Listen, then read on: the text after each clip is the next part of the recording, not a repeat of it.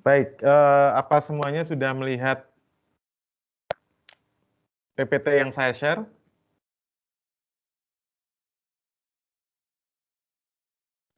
Sudah, Pak. Oke. Jadi kita masuk di mata kuliah metodologi penelitian, ya, di mana mata kuliah ini ada di tahun keempat dan di semester ganjil dan 02 menunjukkan urutan mata kuliah di kurikulum. Ya. Mata kuliah ini ada di semester 7 dan dosen pengampunya adalah seluruh dosen teknik industri. Ya. Jadi kita semua akan mengajar mungkin 1 atau 2 pertemuan di masing-masing kelasnya gitu. Jadi kebetulan saya dapat giliran yang pertama kali. Ya.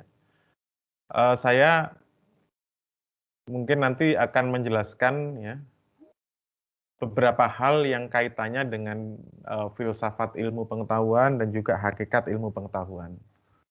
Nah, manfaat mata kuliah ini dapat memahami falsafah dasar penelitian ilmiah.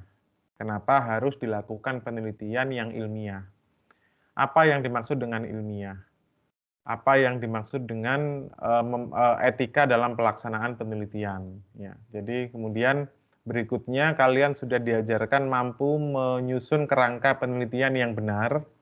Ya, kemudian akhir dari mata kuliah metodologi penelitian ini adalah kalian sudah memiliki proposal penelitian ilmiah sesuai dengan kaidah-kaidah penulisan akademik. Yang perlu saya tekankan adalah metode penelitian ini, mata kuliah ini dibuat untuk melancarkan Anda di dalam tugas akhir di semester 8. Harapan kami adalah apa yang kalian susun, rencana penelitian apa, kemudian di mana objek penelitiannya, dan juga metode apa yang digunakan, sekaligus siapa dosen pembimbingnya, itu sudah ketahuan semuanya di mata kuliah metode penelitian ini. Harapannya ketika nantinya kalian sudah masuk semester 8, kalian sudah bisa langsung seminar proposal tugas akhir. Menentukan topik dan juga tempat objek penelitian itu salah satu hal yang paling kritis di dalam tugas akhir. Kritis artinya ketika kalian terlambat dalam menentukan topik, dalam menentukan di mana kalian melakukan penelitian, biasanya TA-nya pun juga molor karena untuk mencari tempat, menentukan topik itu bukan perkara yang mudah gitu ya, apalagi di masa-masa seperti ini, di masa-masa pandemi.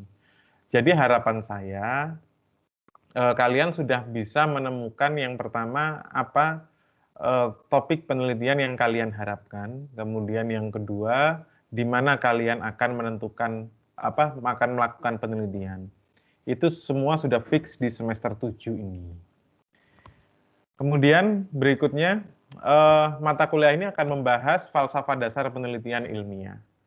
Kemudian kerangka penelitian dari identifikasi masalah, rumusan masalah, kajian pustaka, dan seterusnya.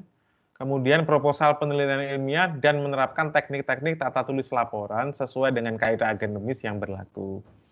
Program studi teknik industri sudah mempunyai panduan dalam penulisan tugas akhir gitu ya. Sama dengan kemarin kalian sudah melakukan PKL, tentunya kalian nanti di tugas akhir kurang lebihnya sama, tapi yang pasti ada panduannya juga. Ya. Kemudian berikutnya strategi perkuliahan, ada ceramah, diskusi, tanya jawab, kuis kecil, kuis besar, UAS seperti biasa. Bedanya hanya kita melakukan secara online ya. Jadi kali ini kita melakukannya secara online. Jadi ketika yang sebelumnya kita bisa bertemu tapi di semester ini kita melakukannya secara online. Nah, materi atau bahan bacaan ya, jadi ada dari Bordens, judulnya Design and Methods. Ya, ini adalah beberapa materi diambil dari buku ini. Kemudian berikutnya, kuis besar terdiri dari hanya ada 3 kuis besar, yakni di pertemuan kedua, pertemuan keempat, dan pertemuan keenam. Ya. Kenapa sampai pertemuan keenam? Karena setelah itu kalian akan langsung diarahkan ke dosen pembimbing masing-masing sesuai dengan topik tugas akhir yang kalian rencanakan dan juga kesesuaian dengan siapa kira-kira dosen pembimbingnya. Jadi 6 pertemuan terakhir, maksudnya setelah pertemuan ke-6, jadi ada sekitar 8-9 pertemuan, kalian akan langsung berkonsultasi dengan calon dosen pembimbing. Kemudian ujian akhir semester berupa presentasi proposal penelitian, yakni bab 1 sampai bab 3.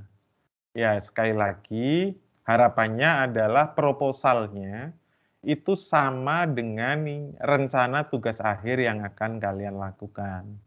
Kalau seandainya, jadi pertanyaannya gini, apakah harus sama proposal di Medpen dengan tugas akhir? Jawabannya tidak harus sama. Tapi saya sangat menyarankan bahwa itu disamakan supaya apa? Kalian nggak kerja 2 kali. Jadi di awal-awal ini sudah waktunya kalian, mumpung masih di minggu pertama, mulai memikirkan kira-kira penelitian tentang apa, tempatnya di mana, dan siapa dosen pembimbing yang kalian inginkan. Supaya nanti ketika kalian sudah harus ya menulis bab 1, itu kira-kira ada di pertemuan keempat, kalian sudah tidak bingung gitu ya. Jadi itu ada kira-kira masih ada waktu sekitar 3 mingguan untuk menentukan itu.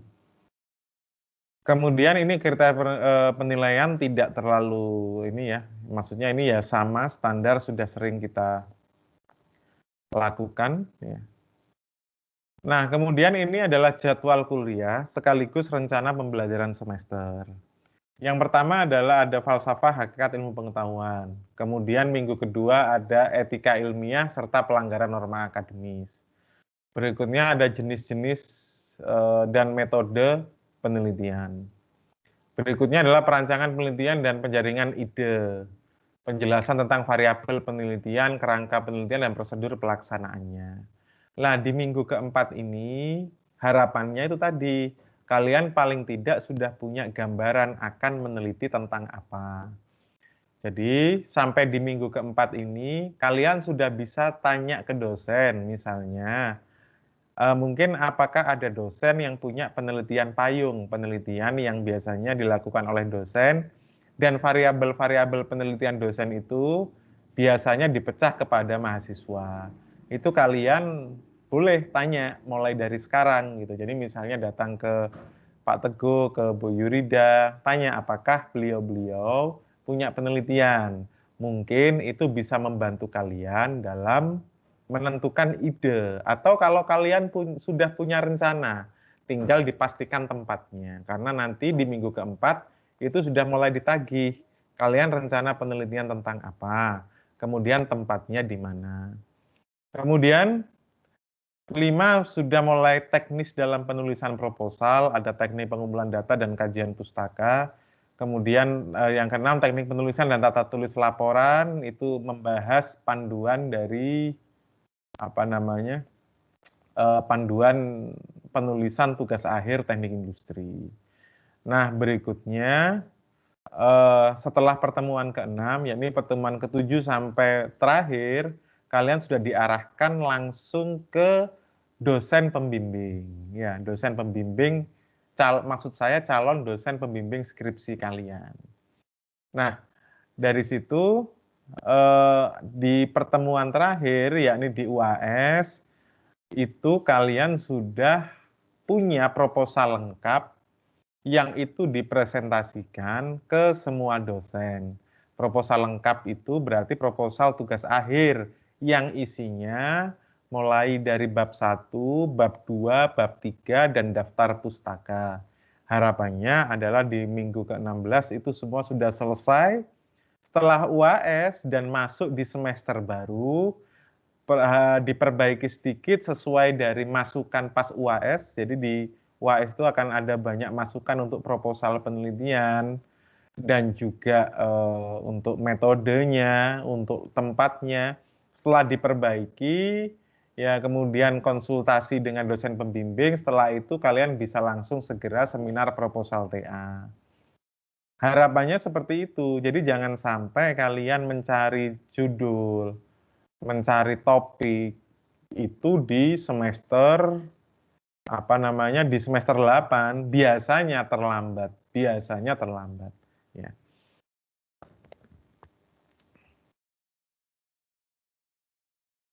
Nah, sebelum saya lanjutkan ke materi yang pertama mengenai kontrak kuliahnya, apakah ada pertanyaan? Silakan. Sebelum kita masuk ke pertemuan yang pertama, silakan. Kalau mungkin ada yang belum jelas.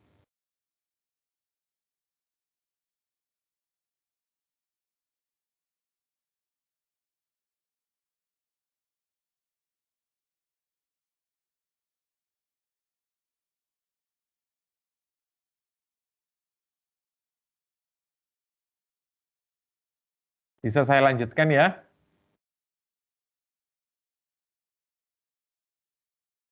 Halo? Bisa, Pak.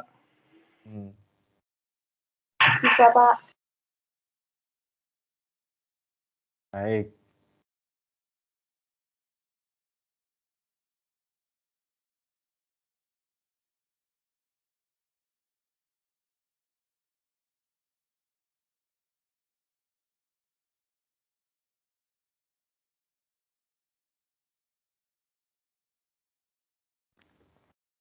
Sebentar, saya share dulu PowerPoint-nya.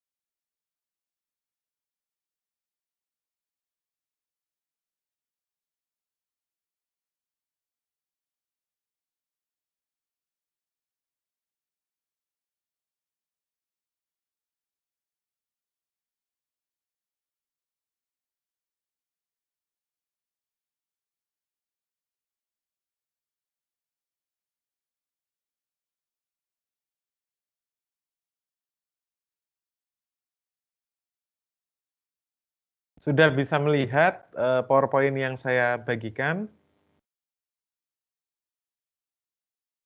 Sudah, Pak.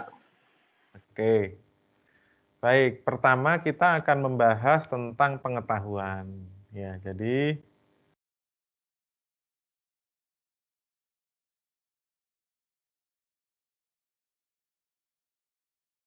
saya akan mulai dari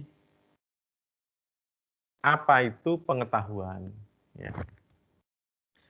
Jadi pengetahuan itu, ya, atau di dalam bahasa Inggris biasa kita sebut sebagai knowledge. Ya.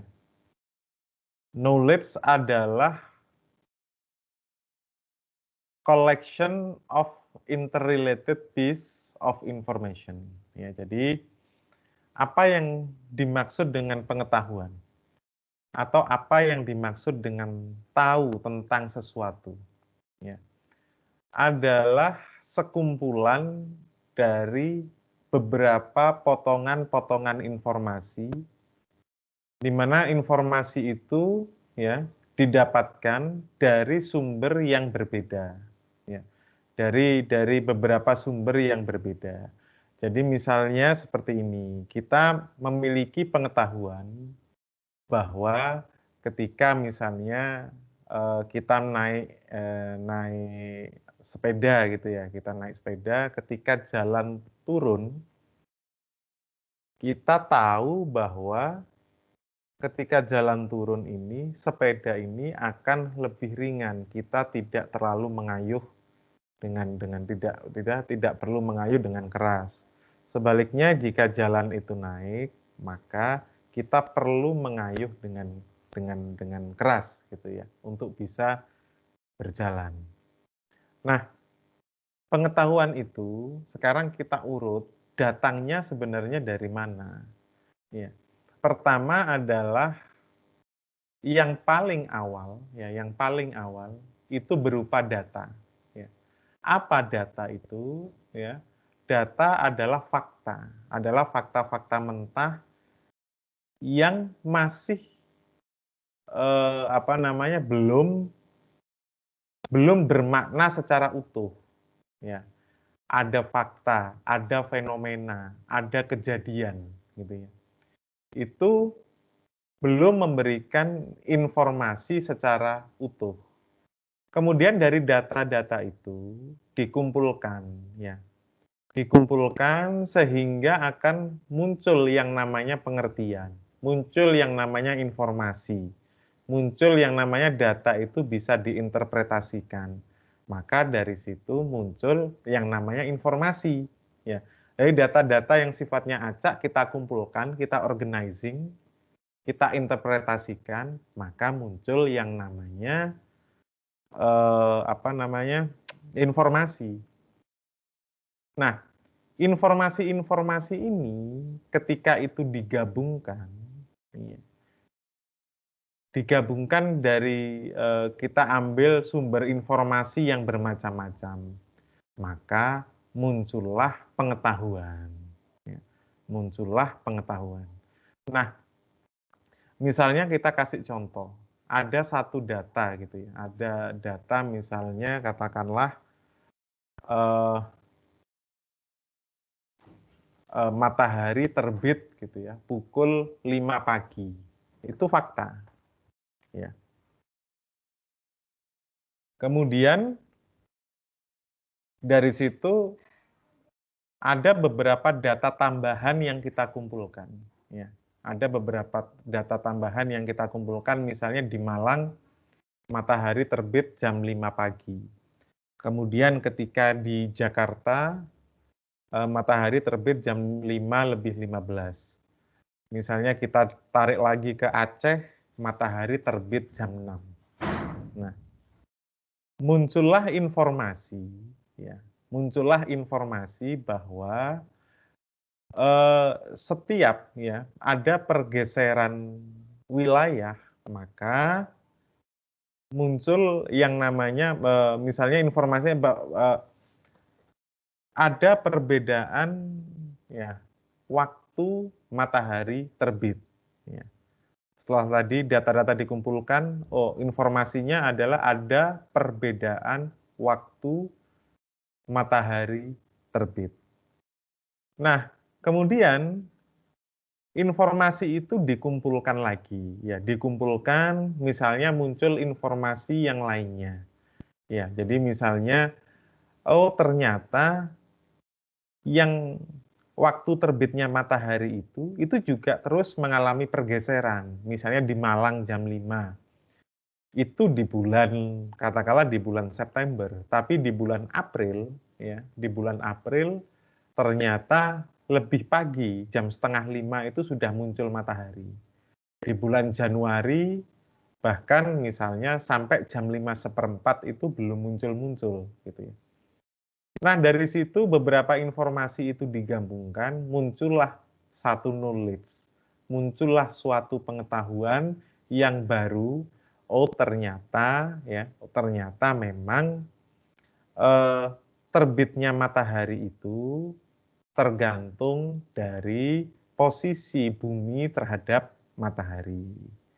Ya, ketika sudutnya sekian, maka waktu terbitnya menjadi jam sekian. Itu knowledge, itu namanya pengetahuan. Jadi collection of interrelated piece of information. Jadi pengetahuan itulah gitu ya yang menjadi dasar-dasar pengambilan wisdom. Ya, dasar-dasar pengambilan ini kapan pengetahuan itu digunakan. Ya. Kapan pengetahuan itu dimanfaatkan untuk menyelesaikan permasalahan atau untuk mengambil keputusan. Nah, kecakapan seseorang dalam mengambil keputusan itu tergantung dari seberapa banyak knowledge yang dia miliki. Ya. Kita masih berbicara pengetahuan, ya. Kita berbicara pengetahuan, belum ilmu pengetahuan. Ya.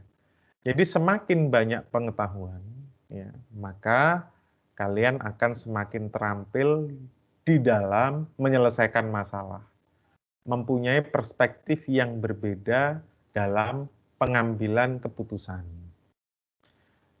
Nah, kemudian ilmu pengetahuan, apa ya yang dimaksud dengan ilmu pengetahuan? Ya. Ilmu pengetahuan adalah bangunan, ya, atau akumulasi pengetahuan. Jadi pengetahuan itu berkumpul, ya, ketika itu dalam satu objek yang sama, maka dia akan menjadi sebuah ilmu pengetahuan. Ya, jadi akumulasi pengetahuan yang diperoleh sepanjang sejarah perkembangan manusia. Ya, jadi ilmu pengetahuan, ya, ada pendekatan yang menganggap ilmu pengetahuan itu dianggap sebagai produk, ya, di mana produk tersusun atas beberapa part. Part itulah yang dinamakan dengan pengetahuan. Pengetahuan dikumpulkan menjadi ilmu pengetahuan. Misalnya Einstein dengan teori relativitas, Newton dengan teori tentang gaya. Itu adalah akumulasi dari beberapa pengalaman-pengalaman, dari beberapa pengetahuan-pengetahuan sehingga menjadi ilmu pengetahuan baru. Biasanya ilmu pengetahuan ini punya nama. Ketika dia mempelajari mekanika, maka biasanya dinamai dengan ilmu fisika. Seperti itu. Jadi kalau misalnya ilmu pengetahuan yang kaitannya dengan misalnya bagaimana tentang pemilihan alternatif gitu ya. Penelitian alternatif operasional yang mungkin di dalam perusahaan, ya. Maka ilmu itu dinamakan dengan ilmu riset operasi, ya, atau operasional research. Kemudian ilmu pengetahuan ini diperoleh melalui prosedur ilmiah atau metode ilmiah. Ya, jadi ilmu pengetahuan karena dia adalah sebuah produk. Tentunya setiap saat produk itu, ya, memerlukan proses perbaikan, ya. Harus diperbarui, ya. Diperbarui, diperoleh secara logis caranya untuk menjelaskan suatu gejala-gejala baru, ya. Misalnya ada masalah-masalah baru yang belum terwakili oleh ilmu pengetahuan yang ada, maka perlu dilakukan penelitian untuk menambal, untuk memperbaiki produk ilmu pengetahuan yang sudah terbentuk sebelumnya. Nah, ketika ada satu pengetahuan-pengetahuan yang belum ada induk ilmunya, maka muncullah ilmu pengetahuan yang baru, ilmu pengetahuan lainnya. Jadi misalnya ada zaman dahulu itu belum ada komputer, tapi makin ke sini ada komputer, ada disiplin ilmu namanya ilmu komputer. Dulu pencatatan masih dengan manual, kemudian makin ke sini data sudah bisa didapatkan secara mudah. Data akan semakin banyak, semakin cepat, ya, dan semakin masif volumenya. Itu sebelumnya belum ada induk ilmu pengetahuannya. Maka muncullah disiplin ilmu baru, ilmu data, data science, dan seterusnya. Nah,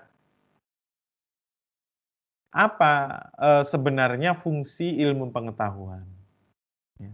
Yang pertama adalah untuk menerangkan gejala-gejala, fenomena, fakta yang memang itu kita alami sehari-hari. Ya, jadi misalnya kita menemukan kenapa misalnya kenapa kita itu kalau di turunan itu ketika kita naik sepeda jalannya menjadi semakin ringan. Ya. Itu menjelaskannya menggunakan pendekatan ilmu pengetahuan. Ya. Ilmu pengetahuan misalnya kalau fisika, iya karena memang gesekan antara roda dengan aspal itu tidak terlalu berat. Kemudian ada momentum, kemudian ada gravitasi dan segala macamnya. Fungsi ilmu pengetahuan adalah untuk menerangkan gejala-gejala itu. Kemudian berikutnya untuk memahami hakikat dari fenomena, dari gejala, dari masalah apapun yang dialami oleh manusia. Ya, kemudian untuk meramalkan kejadian yang akan datang. Karena fenomena gejala itu biasanya punya pola, ya.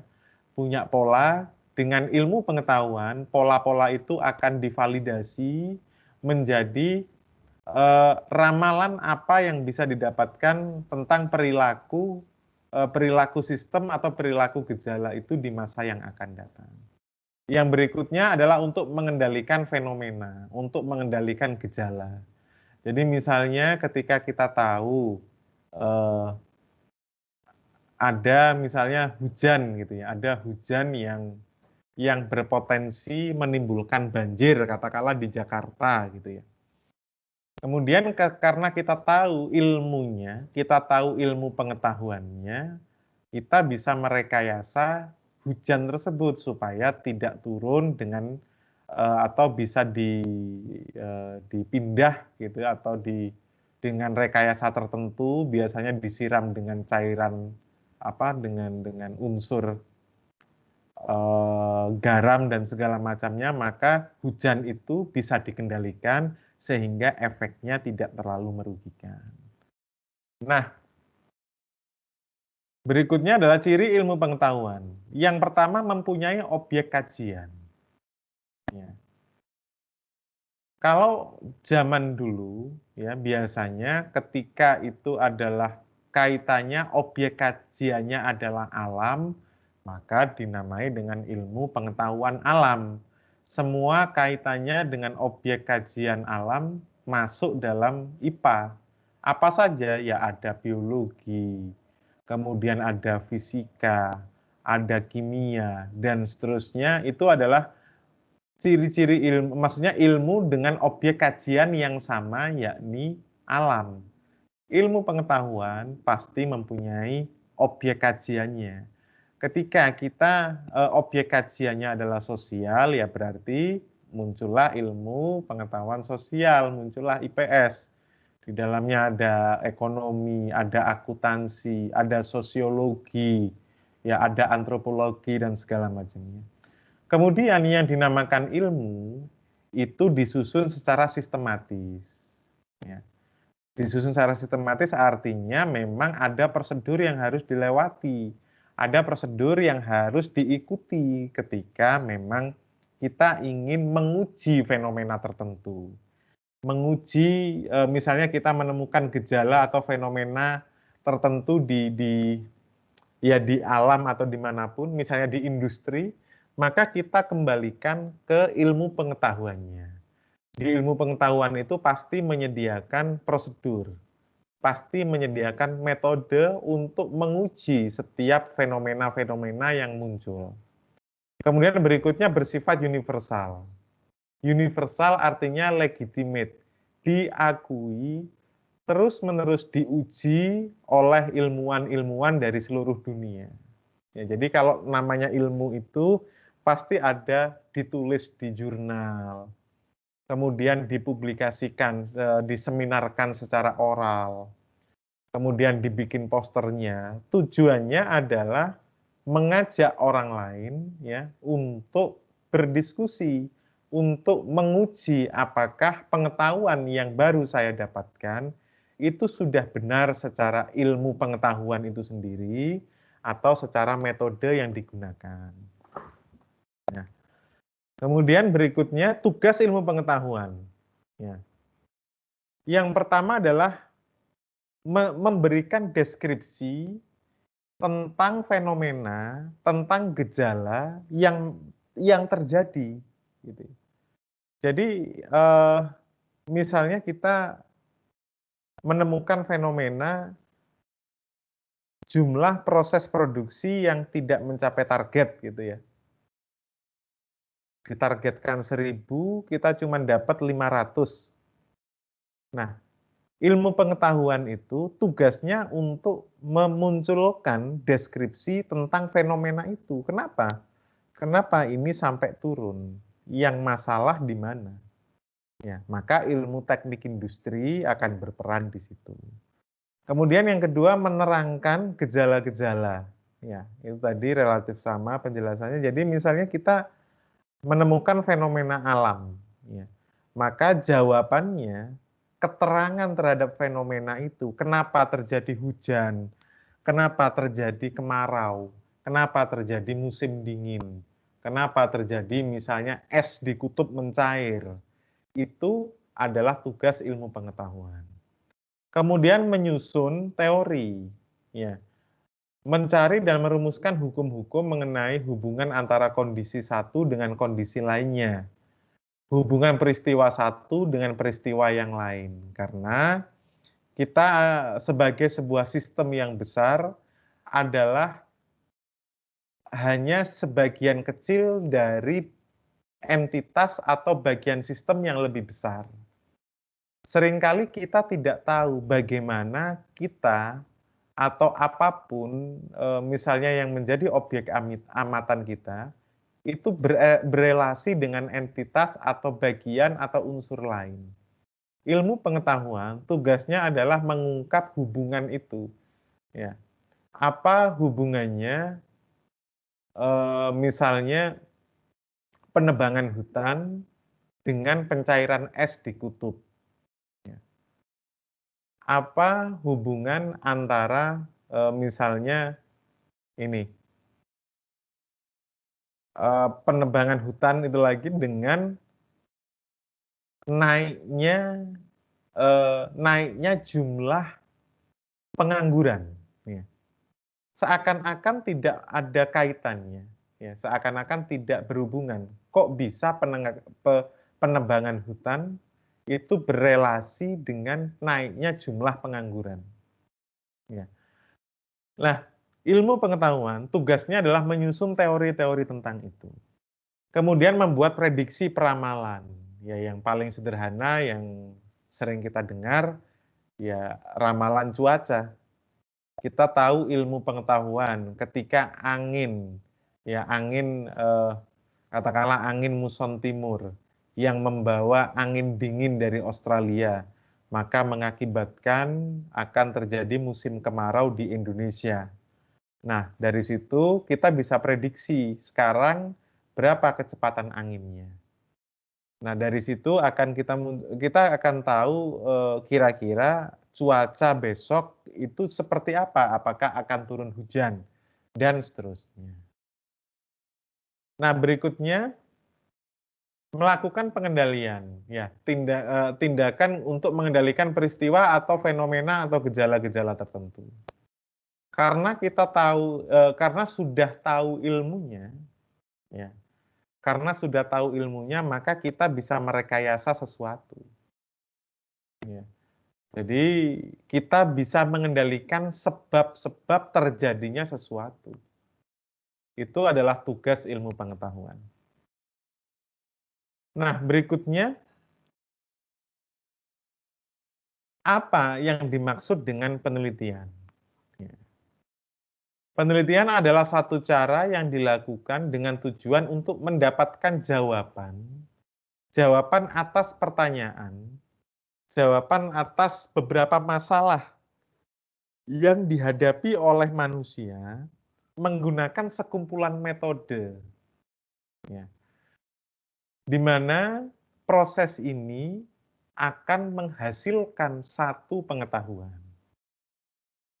Ya, jadi misalnya katakanlah tugas akhir yang sebelumnya, ya, di masalahnya diketahui adalah apakah ada hubungan antara cahaya, ya, warna cahaya dengan tingkat konsentrasi. Ya. Masalahnya itu kemudian metodenya yang digunakan menggunakan eksperimen. Sehingga diperoleh suatu pengetahuan. Apa pengetahuan? Ternyata terbukti bahwa warna cahaya itu bisa mempengaruhi tingkat konsentrasi. Itu penelitian. Kemudian definisi lain yang saya dapatkan adalah usaha untuk menemukan, mengembangkan, dan menguji kebenaran sebuah sebuah pengetahuan, sebuah teori. Ya. Jadi ada satu pengetahuan. Pengetahuannya misalnya kemarin ada satu masalah di negara lain, di jurnal, ya, di jurnal misalnya katakanlah jurnal itu diterbitkan di Amerika. Jurnal di Amerika itu mengatakan bahwa suhu itu mempengaruhi kecepatan reaksi. Ya. Kita harus uji, ya, kita harus uji itu di Amerika. Kalau di Indonesia gimana? Nah, itu namanya menguji kebenaran suatu pengetahuan. Ya, jadi pengetahuan tadi itu harus terus diuji. Karena tadi disebutkan di awal bahwa ilmu pengetahuan adalah satu siklus, ya, sebuah proses yang tidak berhenti. Untuk itulah alasan kenapa ada universitas, kenapa ada pendidikan. Karena memang pengetahuan itu terus berkembang untuk meningkatkan kualitas hidup manusia, untuk menjawab beberapa pertanyaan-pertanyaan, ya, untuk menjawab masalah yang dialami oleh manusia. Nah, masalah gitu ya. Jadi masalah atau problem yang yang dialami oleh manusia itu berusaha untuk diselesaikan lewat penelitian. Nah, ada dua pendekatan. Yang pertama adalah pendekatan ilmiah, berarti metode yang digunakan adalah metode ilmiah. Dikatakan itu ketika kita menguji, ya, ketika kita meneliti menggunakan metode ilmiah, maka itulah yang secara umum dikatakan sebagai penelitian. Tapi ketika misalnya fenomenanya, pengetahuannya itu masih belum terkumpul, sehingga ilmu pengetahuannya pun juga masih samar-samar. Atau beberapa pendekatan lain yang justru tidak ada basis keilmuannya, maka dikatakan sebagai non-ilmiah. Ya, jadi metodenya metode non-ilmiah. Pendekatannya sering secara awam, secara umum dikatakan sebagai pendekatan alternatif. Apa pendekatan alternatif itu? Ya, sama dengan misalnya pengobatan alternatif. Ya. Sama dengan pengobatan alternatif berarti di dalamnya masih ada beberapa segi, masih ada beberapa hal yang itu belum terbukti secara prosedur ilmiah. Ya. Jadi saya tidak mengatakan bahwa alternatif atau non ilmiah itu salah atau benar, itu bukan ke situ arahnya. Tapi sebagian besar ya, sebagian besar fenomena, sebagian besar gejala itu belum bisa dijelaskan secara ilmiah. Ya. Maka dari itu terus dilakukan proses penelitian-penelitian, terus dilakukan proses untuk mencari jawaban atas masalah-masalah yang itu ada di depan, ya ada maksudnya yang kita hadapi sehari-hari, tapi belum ada penjelasan yang memuaskan. Ya. Jadi misalnya tentang katakanlah apa yang lebih advance ini, kehidupan apakah manusia itu bisa hidup di luar bumi misalnya. Maka dilakukan penelitian secara terus-menerus karena memang tidak ada ya.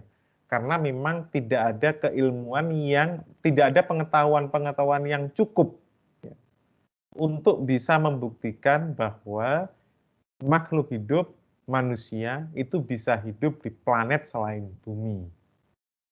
Ya. Kemudian ciri-ciri ilmiah. Ya. Ilmiah itu berarti masalah yang hendak diselesaikan itu jelas dan spesifik. Ya. Kemudian masalah merupakan hal yang dapat diamati dan diukur secara empiris. Ya, tidak dikira-kira, tidak kelihatannya, tidak banyak, tidak sedikit, tapi angkanya jelas. 50, 100, ya. 1, 2.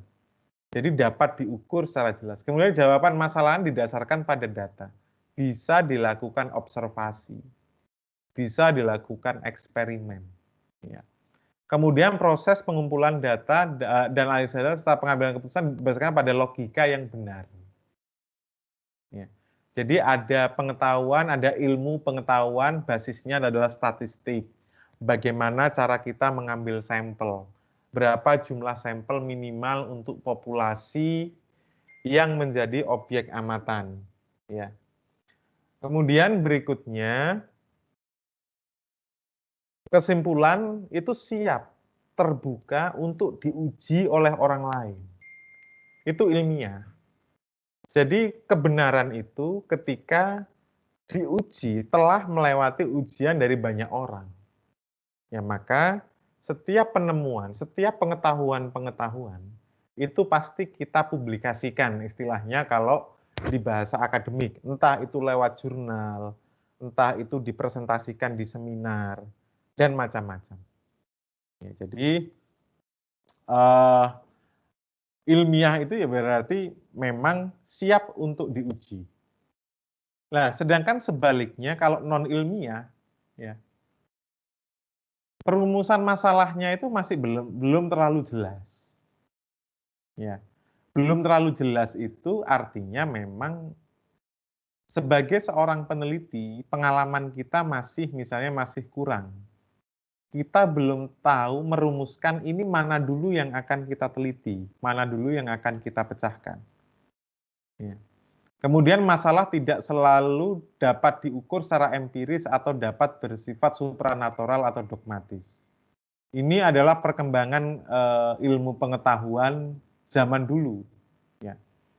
Ketika zaman dulu, mungkin teman-teman sudah pernah mendengar bahwa ada ilmuwan-ilmuwan seperti Galileo yang dia itu sampai dihukum mati gara-gara dia menemukan pendekatan bahwa yang benar itu bumi yang mengelilingi matahari. Bukan matahari yang mengelilingi bumi. Ya, karena ada unsur dogma, ada unsur supranatural sehingga itu menghalangi adanya penelitian. Ya.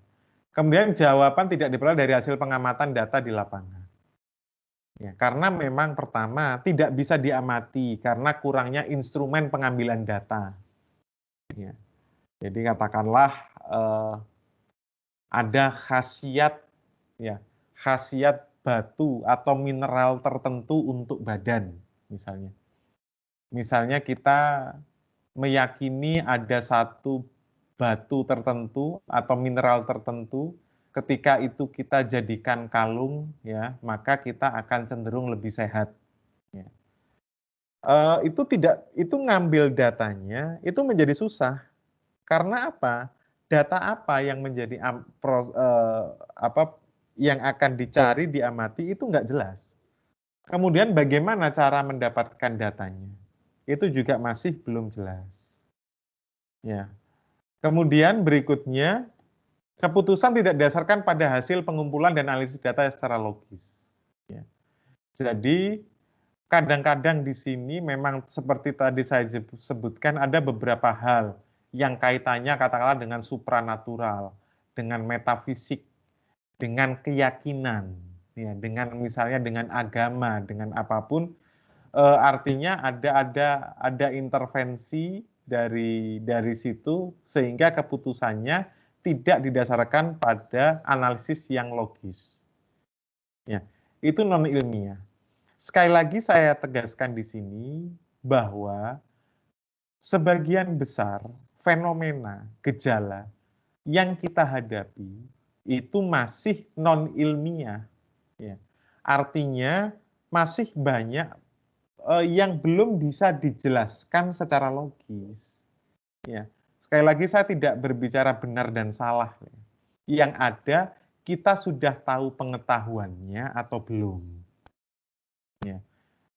Ketika kita tidak tahu pengetahuannya, kemudian kita menghukumi sesuatu, kita menjudge sesuatu atau seseorang tanpa pengetahuan yang cukup, justru kita yang menjadi tidak ilmiah.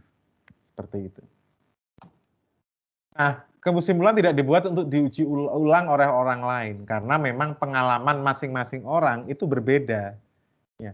Jadi karena memang tidak ada basis ilmu pengetahuannya, jadi memang kesimpulannya itu bersifat subjektif. Ya, jadi tidak untuk diuji ulang oleh orang lain. Beda dengan yang ilmiah tadi. Nah, misalnya penggunaan akal sehat, prasangka, intuisi, ya, trial error, itu non ilmiah. Ya. Nah, sumber non ilmiah pertama adalah experiential reality. Ada akumulasi pengalaman-pengalaman hidup yang itu dimiliki oleh beberapa orang.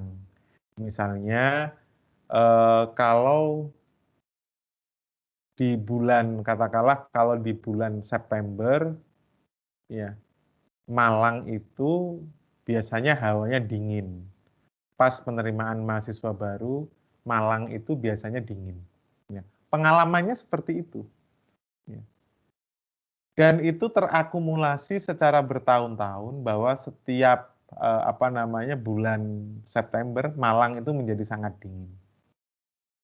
Nah, kemudian karena memang misalnya belum ada ilmu pengetahuan tentang meteorologi, kemudian tentang geografi dan segala macamnya, mungkin itu tetap akan dipercaya bahwa ya memang Malang ini ya setiap bulan September pasti akan dingin. Gitu. Kita memberikan penjelasan ya seperti itu. Kemudian agreement reality, pengetahuan diperoleh berdasarkan transformasi pengetahuan yang terjadi dalam masyarakat. Ya, jadi misalnya yang sifatnya itu kepercayaan. Jadi misalnya ketika kita melakukan sesuatu, ya, sebaiknya tidak dilakukan di bulan-bulan tertentu misalnya. Nah, itu adalah agreement, itu adalah kepercayaan yang muncul menjadi sebuah budaya. Ya, menjadi sebuah budaya. Lama-kelamaan yang non ilmiah ini juga akan menjadi ilmiah. Ya, kalau kita semakin tahu bagaimana cara mendapatkan datanya, kita semakin tahu apa yang harus dilakukan untuk mencari informasi berkaitan hal itu, tersedia instrumen pengambilan data, kita akan tahu. Ya. Nah, kita masuk ke metode ilmiah. Ya. Jadi penelitian itu menggunakan namanya metode ilmiah. Adalah mekanisme atau cara mendapatkan pengetahuan. Ya. bukan mendapatkan ilmu pengetahuan. Ya. Mendapatkan pengetahuan dengan prosedur yang didasarkan pada satu struktur logis. Itu metode. Jadi ya sama seperti isi di dalam tugas akhir atau PKL itu. Jadi ada rumusan masalah apa, teori yang mendukung apa, hipotesisnya gimana. Kemudian pengumpulan data, kemudian dianalisis, akhirnya kesimpulan. Kesimpulan inilah yang dimaksud dengan pengetahuan. Ketika kesimpulan ini, pengetahuan-pengetahuan ini dikumpulkan, terakumulasi, maka dia akan terus memperbaiki ilmu pengetahuan yang melingkupinya. Jadi ada triple helix, jadi ada metode ilmiah, ada penelitian, kemudian dari situ ilmu pengetahuan ini terus akan dievaluasi, terus akan diuji. Justru dari situ alasan seperti tadi saya sampaikan adanya perguruan tinggi. Metode ilmiah menjadi kerangka dasar kegiatan penelitian, di mana dalam penelitian akan berisi penerapan metode ilmiah. Ya. Jadi metode ilmiah ini akan digunakan sebagai kerangka di dalam melakukan penelitian. Baik, apakah ada pertanyaan sampai sini? Silakan.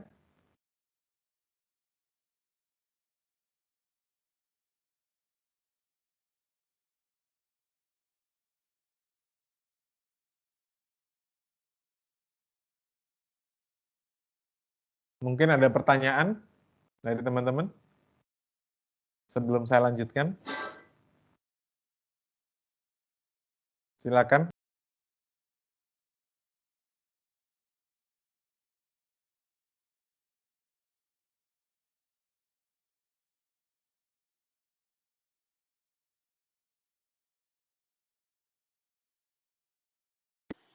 Sepertinya belum ada, Pak.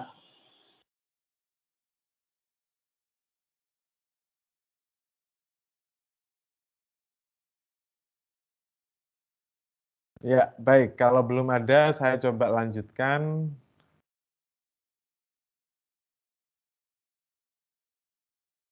Tentang,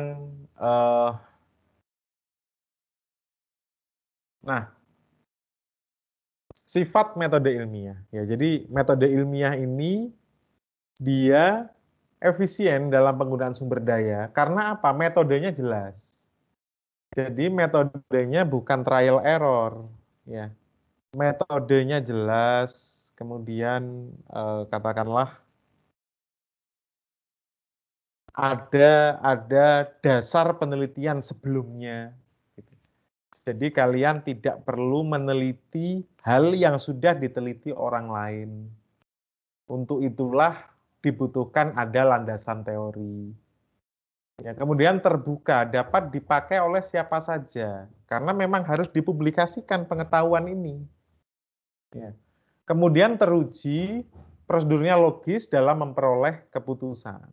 Ya, dalam memperoleh keputusan, metode yang digunakan itu logis, benar, maka pengetahuan yang baru kalian hasilkan itu bisa dipakai sebagai dasar penelitian lanjutan. Nah, ini adalah pola pikir ilmiah. Siklus ilmu itu selalu seperti ini. Kita awali dengan teori. Ya. Teori ini kemudian dia akan dijabarkan konsep teorinya. Ya. Kemudian dia muncul hipotesis baru berdasarkan dari teori.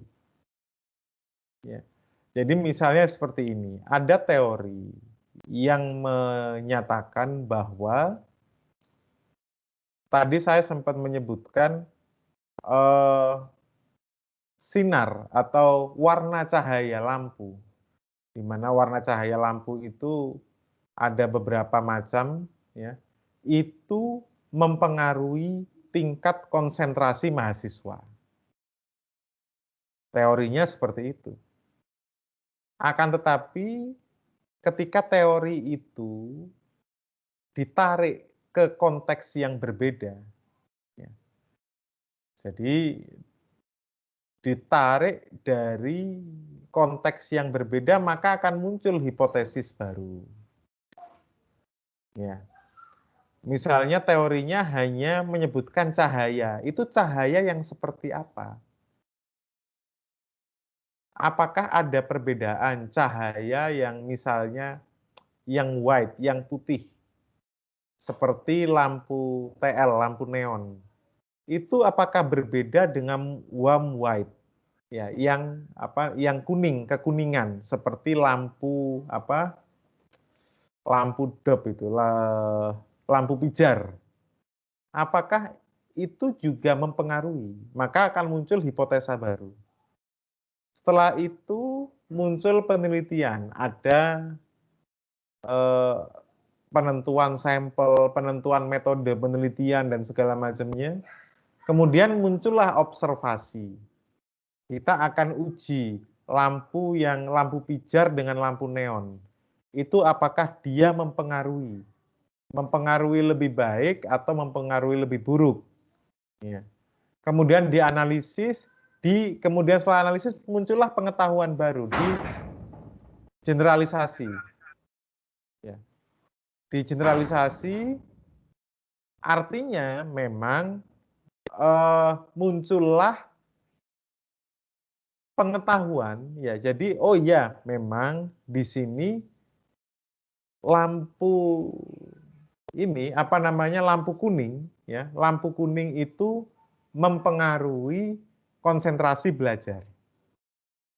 Dari situ berubahlah teori, ya.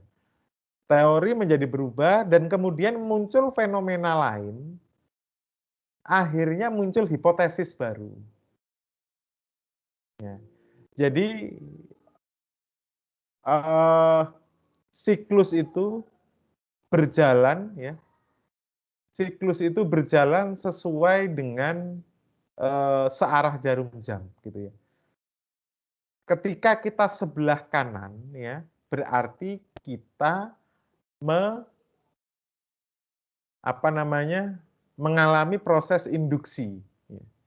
Kita mengambil kesimpulan dari hal-hal yang bersifat umum menjadi kasus yang bersifat khusus. Ya. Kemudian sebaliknya deduksi, kita mengambil kesimpulan dari kasus yang bersifat khusus menjadi kesimpulan teori yang bersifat umum. Ya, di kuadran yang sebelah kiri itu namanya deduksi, sebelah kanan itu namanya induksi. Ya.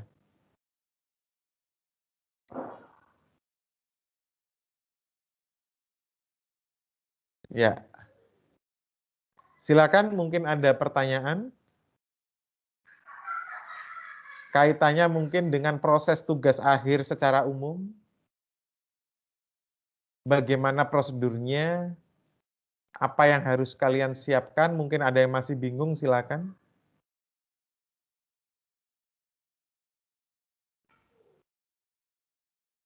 Ya.